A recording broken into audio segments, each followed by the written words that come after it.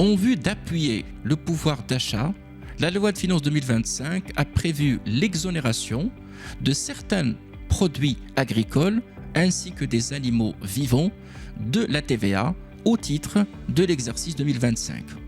On parle de la viande fraîche, du riz cargo ainsi que l'huile d'olive à titre d'exemple. Et en vue d'encourager l'investissement dans le domaine de l'enseignement et de la formation, la loi des finances 2025 a étendu le bénéfice de l'exonération de la TVA aux OPCI créés exclusivement pour porter des projets dédiés à l'enseignement et à la formation. Au sujet des droits d'enregistrement, il y a lieu de noter que pour encourager les baux à très long terme, la loi de finances 2025 a clarifié le régime d'imposition pour les actes dépassant 20 ans. Désormais, quelle que soit la durée de ces actes, ils ne sont taxables qu'à hauteur de 20 ans de loyer.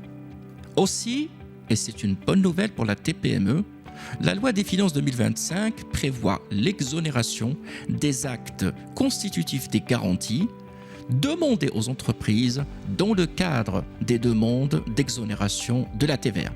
Désormais, les entreprises vont pouvoir enregistrer ces actes sans payer de droits d'enregistrement. Quant au paiement de la vignette au titre d'une première mise en circulation, le délai passe de 30 à 60 jours suivant la date de la délivrance du récépissé.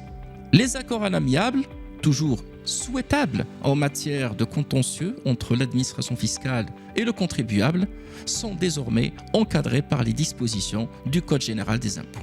Dernier point, la notification par procédé électronique et suivant les dispositions de la loi de finances 2025 produit les mêmes effets juridiques que la notification par moyen classique. En substance, les contribuables devraient continuer leurs efforts en vue de la conformité fiscale de leurs déclarations et de leurs actes au titre de l'exercice 2025.